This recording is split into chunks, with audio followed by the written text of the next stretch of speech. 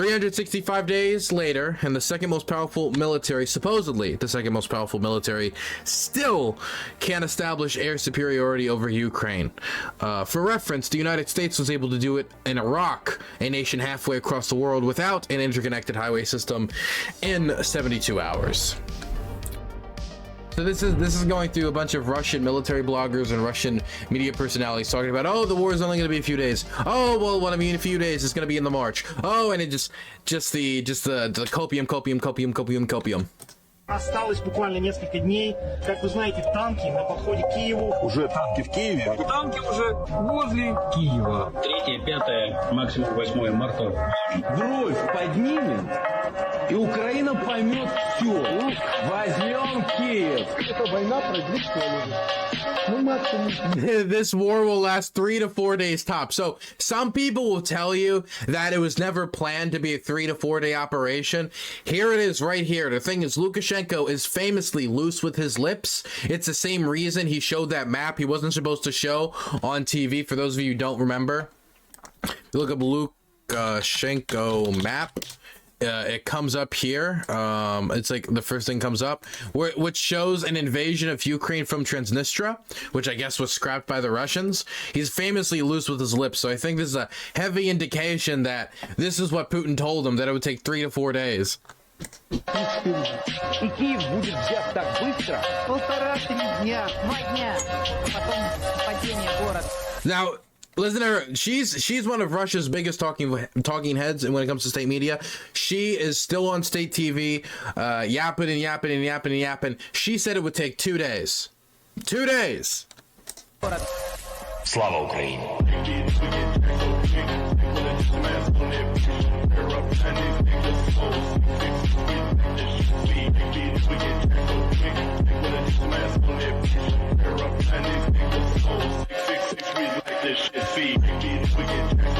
Dude, I gotta say, this picture right here, early in the war, I think really showed exactly how flawed Russian tactics were, which was just, there's the city, we're going to walk in its direction. There's Kiev, we're just gonna walk into it and we're gonna take it.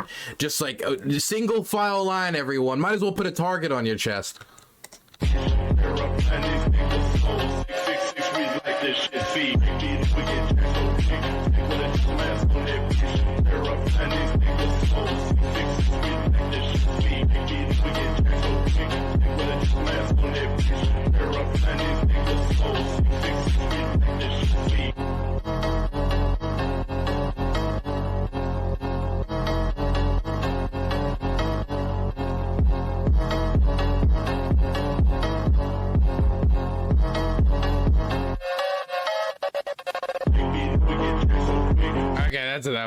That's enough. I get the idea. Whoa, but I can't. Let's go on Twitter quick, because I was kind of quote tweeting and retweeting a bunch of the my old favorites, some of my favorite messages from February 24th. Here's one of my favorites. I posted this on Twitter earlier. This is from the 27th, so this is 3 days into the war. So this is after the Russian invasion. Isn't exactly, taken to 3 to 4 days originally estimated. This is from a Russian board member. This is a Russian chatter on the Chan boards.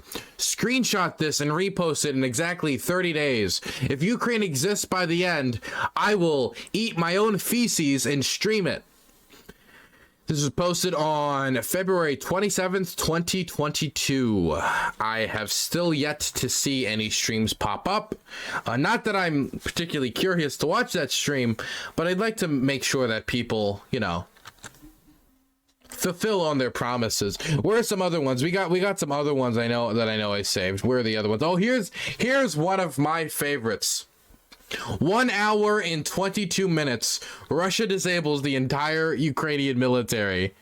Russia disabled the entire Ukrainian military in 1 hour and 22 minutes. Another favorite from this one. Not only did they say that Russia won the war in an hour and we're fighting 365 days later, this person also made another tweet saying that You know, you Westerners don't understand Russian-Ukrainian relations. If Russia was to invade Ukraine, even though it won't, this is another person who said it wasn't going to happen, and then immediately when it did happen, said it would be over immediately, and then was wrong about that. But they said that if Russia was to invade Ukraine, that all Ukrainian soldiers would put down their arms because there's so much unity and they feel subservient to the Russian state. It was complete delusion. I think somebody posted it here. Here it is. NATO is mistaken if they think that a Russian offensive would be met by resistance from Ukraine. Majority of Ukrainian soldiers will lay down their arms and join the Russians before they shoot a brother. The West will never understand the cultural link between Russians and Ukrainians. And 140,000 to 200,000 Russian brothers shot later, I think this has, sadly for this guy, been disproven. My goodness, how sad. Oh, here's another one from the Russians with Attitude podcast. For those of you who do not know, the Russians with Attitude podcast is a Russian nationalist podcast. Let's read this one. This is a great message right here. This is from the day before the invasion. This is a day after Russia recognized Donetsk and Luhansk People's Republics, yada yada. Man, I don't even know what to tell you. It looks like the entire Ukrainian military just disintegrated immediately upon contact. From what I'm seeing, Ukraine doesn't have an air force, air defense, or fleet anymore. 365 days later, and the second most powerful military, supposedly the second most powerful military, still can't establish air superiority over Ukraine. For reference, the United States was able to do it in Iraq, a nation halfway across the world without an interconnected highway system, in 72 hours. I think actually under 72 hours. I think it was like 48 hours. I forget the exact amount. My goodness. My goodness. Wait, what's this? A Russian soldier just knocked on my fucking door and asked for food. Jesus Christ, I thought it was a meme. I have no clue if this is real or not, but it's a good meme nonetheless. We gotta find some others, because I know there's some others that people have posted. Oh, here's another one. Oh, we gotta look at the Russian apologists posting their L's account today, because they were reposting some of the best. Here's one from Josh Jackson. Waiting for Russia to immediately invade Ukraine for the past month. Dead. Okay, let's turn off the music. I don't want to get copyright struck. This is from RT, Russian state-affiliated media. We do not have plans to occupy Ukrainian territories. We are not going to impose anything on anyone by force. Oh my. This is from the Russian embassy. Ambassador to Kalin to Times Radio. When Joe Biden says that Russia is about to invade Ukraine, he is absolutely wrong. This is from the president of Russia's official Twitter account, Vladimir Putin. We will respect any choice of the Ukrainian people, whatever it may be. This was 10 days, actually 12, before they invaded. This is from Sputnik, another Russian state media network.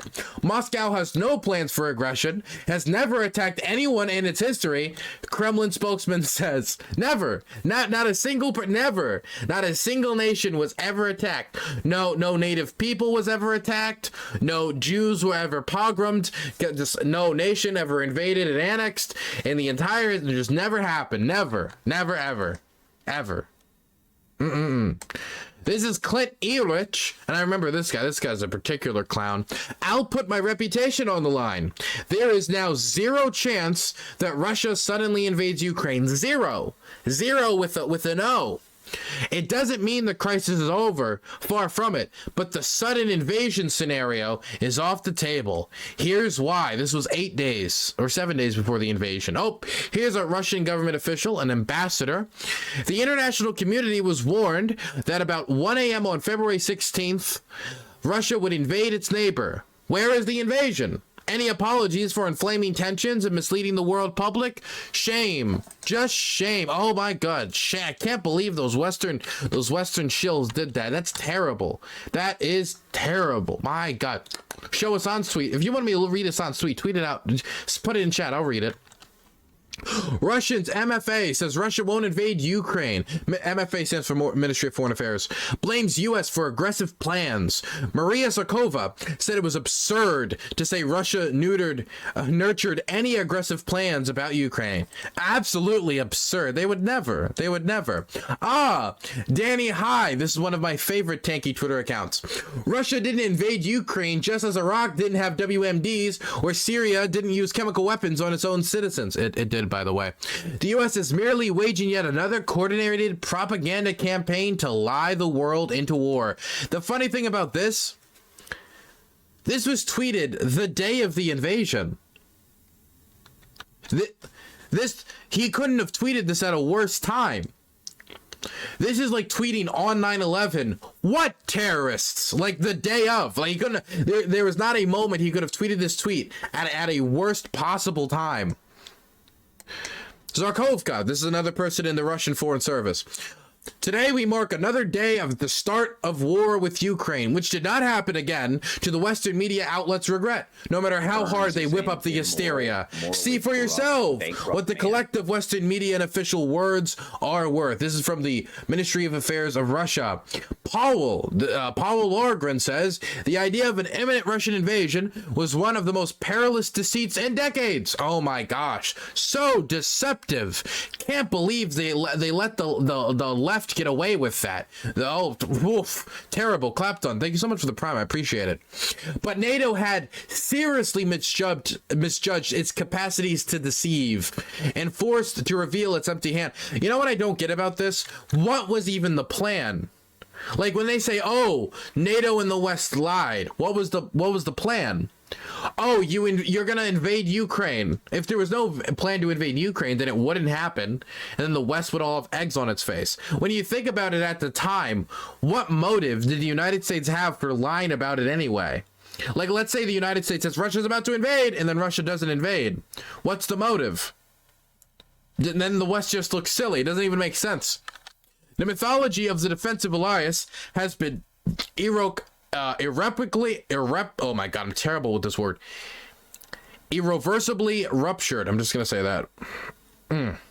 George Galloway. Oh, dude, this is one of the worst clowns. I'm sorry. If you think this guy has anything of interest or of import to say, man, you're gonna need to clean the cotton out of your ears, man.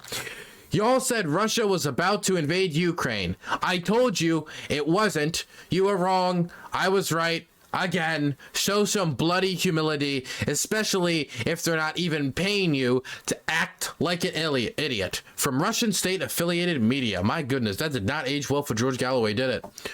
Russia, this is from the TASS Russian State News Agency. I mean, you guys get the idea. This is from Lavrov. This is from another Twitter account. We went over this already. This is another state-affiliated account. Oh, this is one of my favorite. This is Catelyn Johnson. She blocked me over bringing her attention to this. So this is a special tweet in my heart. One of my favorites from the beginning of the invasion. The Ukraine invasion that never arrives is showing us once again that when it comes to Russia, you really can just completely ignore all the so-called experts in the mainstream media. Just dismiss 100% of everything they say. Any random schmo's best guess is better than theirs. I love that her analysis was literally just, fuck experts, that's stupid, just believe what anyone anywhere has to say instead. If you believe these predictions, the correct thing to do as they fail to come true is not to engage in a bunch of mental gymnastics justifying it, but to drastically revise the worldview and the media consumption habits which caused you to believe the crap in the first place. Does she notice the irony of this post? No. Has she revised what she thinks of the conflict? Not whatsoever. Does not care at all. The irony is absolutely overwhelming. Absolutely overwhelming. My God. Some of my favorites. Does this have some other good posts here? Let's see. Do they got any other good ones? Here's another one. This is another Twitter account with all of the good ones. Here's another one from Clint.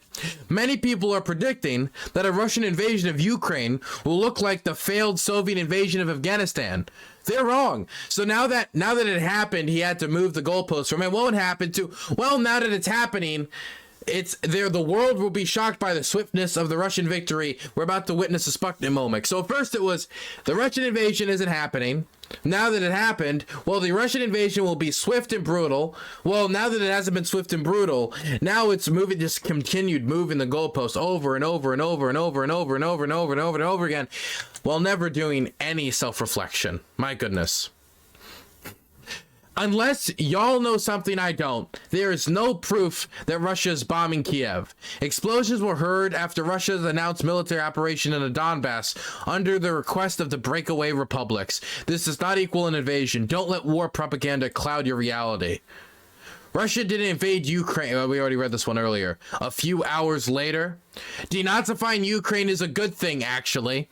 See how quickly the goalpost moved? It was, we're not warmongers like you. We would never invade. Invasion is never happening. Once invasion has happened, Slava Russia, death to the Ukraino-Nazis, purge this land of the disease of Ukrainian identity. Like immediately, just a complete 180 upon combat between Ukrainian and Russian soldiers.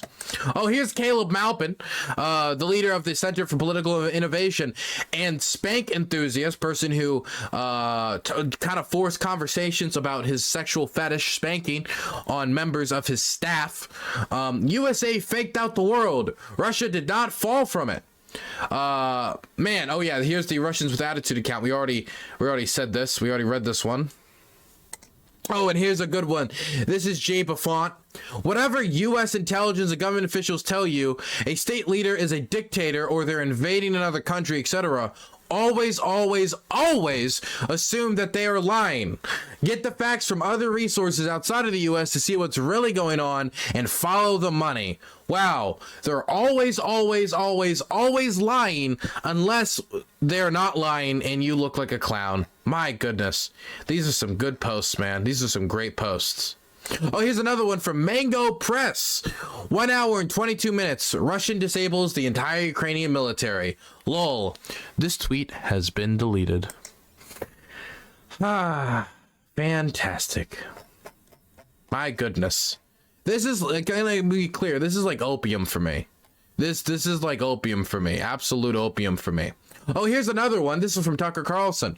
Why do Democrats want you to hate Putin? Has Putin shipped every middle-class job in your town to Russia? Did he manufacture a worldwide pandemic that wrecked your business? Is he teaching your kids to embrace racial discrimination? Is he making fentanyl? Does he eat dogs? No matter how long passes, this tweet will never, ever make sense. Does he eat dogs? Is he just talking about China? I think his argument is hate China, not Russia. I think that's his argument. I think that's what he's trying to say. My goodness. Oh, here's another one from Glenn Greenwald, everyone's favorite Tucker Carlson guest. The problem is that the CIA told the U.S. media to tell everyone that they knew exactly what Putin was saying and deciding, and that he had decided on a full invasion of Ukraine. So they have to call it an invasion, otherwise this whole media government act will seem like a fraud. My goodness. Wow. And when he was confronted about this, he said, did the U.S. invade Pakistan in 2011? Did the U.S. invade Syria? You're claiming that what Putin did matches what the CIA did, though in media told everywhere Putin had decided to do in Ukraine. My goodness. Still doesn't make sense. Oh my goodness, we got some more too. Here's another one from Benjamin Norton of the Gray Zone. I'm sorry, I'm reading through all of them. I might be going a little excessive here, but I'm just having too much fun. The US always moves the goalposts. It falsely claimed for weeks Russia was planning a World War II style invasion that would include taking over Ukraine's capital. Now it claims recognizing Donetsk and Luhansk as an invasion. It was all a smokescreen to justify the brutal sanctions. Did Benjamin Norton realign his worldview after realizing he was completely wrong? No, of course not. Here's Infrared. Russia did not invade Ukraine. Here's Isha complaining about Vladimir Putin calling Stalin the totalitarian leader. So even they have limits. Even the tankies have limits, and the limit is don't you dare criticize Stalin, Mr. Putin. As much as we love you and we love your war crimes so very, very much, you still can't hold a candle to Daddy Stalin. Oh, and here's Candace Owens, again, an American commentator, for whatever reason, carrying bucket for the Russian government. I suggest every American who wants to know what's actually going on in Russia and Ukraine, read this transcript of Putin's address. As I've said for months, NATO, under direction from the United States, is violating previous agreements and expanding eastward. We are at fault.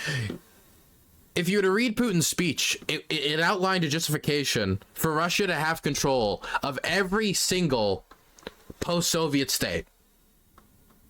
If you read that and you're like, wow, this is a great argument, you're either completely ahistorical because you're buying the narrative from Russia that they have a right to Ukraine and the Ukrainians don't have a right to rule themselves. They must exist in the Russian sphere of influence. They don't have a choice.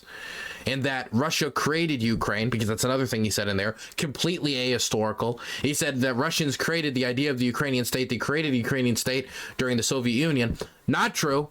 The Ukrainian state existed before the Soviets invaded, and then in the 1950s later, under Khrushchev, created a Ukrainian Soviet state. But whatever, Candace Owens and facts and history and stuff like that doesn't need to cloud her mind. She heard Putin say it in a speech. She knows nothing else about Ukrainian history, accepts it at face value. Ian Miles Chong, there is never going to be an invasion of Ukraine. Warmongers and legacy media most effective.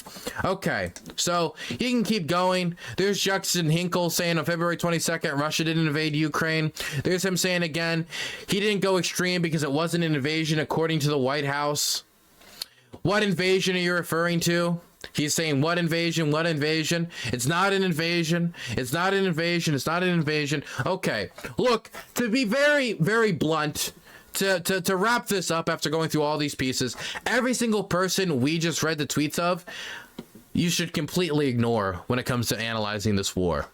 Because all the people we also read the tweets of also are people who have not realigned their worldview in relation to this war at all after getting everything wrong. After getting everything wrong. What else do we have here? But like, you feeling bad about the Crimean annexation does not change the reality of the Crimean annexation being a completely justifiable fucking act. Why would he even say this? Even if he believed this, why would he even say this publicly? I remember when he said this, man. It was such wild nonsense, man. Oh yeah, I didn't bring up any of the Hassan stuff either. But Hassan is also like batted terribly on this war. He was wrong about the war happening in the first place. And the thing is, when I criticize these people, I'm not criticizing them for predicting that a war wouldn't happen, period. Because if you would have asked me the days before the invasion, I would have said it's a 55-45 chance that the Russians invade. Like, it's most likely they don't. It's very slightly, but they might do it. That was my prediction right before. So technically, I was wrong if you were to look at the numbers and percentages. It happened, and I always left that possibility in place. Anybody who said it was never going to happen, it's completely impossible, you can completely disregard their analysis on the war. But Hassan wasn't just wrong when it came to being wrong about the war, and he was braggadocious about it. I mean, a real pricker about it, like all around. Like he was recording like iPhone videos, like, no invasion, no invasion. Oh, who would have thought? Oh man, all you libtards, no invasion, right? He was titling videos like 3 days since no Russian invasion in Ukraine, right?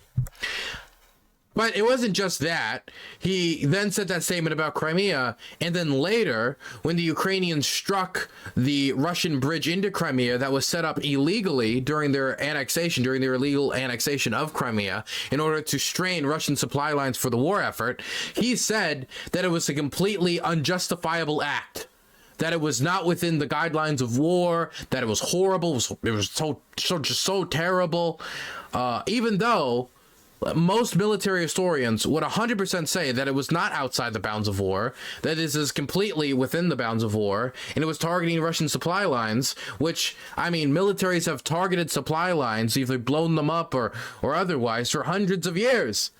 But for whatever reason, this particular bridge has a fondness in the back of Hassan's head, and he said it was completely wrong. It was completely broke all norms and boundaries in warfare. I forget the exact quote, but it was along those lines. He just hasn't had a good batting average on this war. He doesn't support the invasion, but it's a terrible batting average. And I guess my message to you guys is this. If somebody has been wrong, and we're not even going to get into Scott Ritter's predictions, because if he says something about the war, it ends up being wrong on every single issue. We're not even getting into Scott Ritter stuff.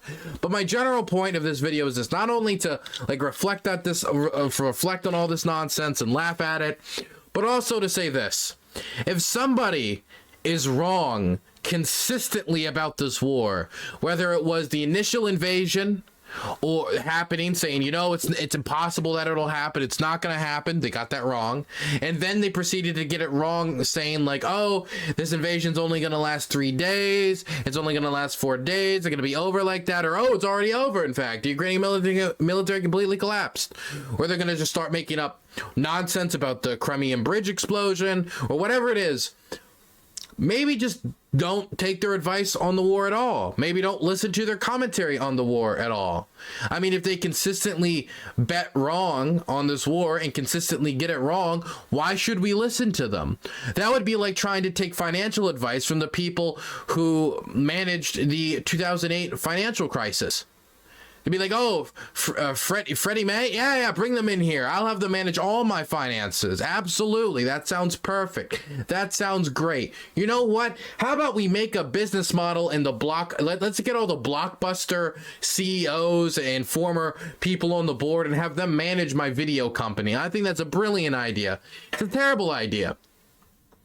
So I think the main point of today's video is just look at somebody's batting record on this war so far before you take their commentary seriously on any level.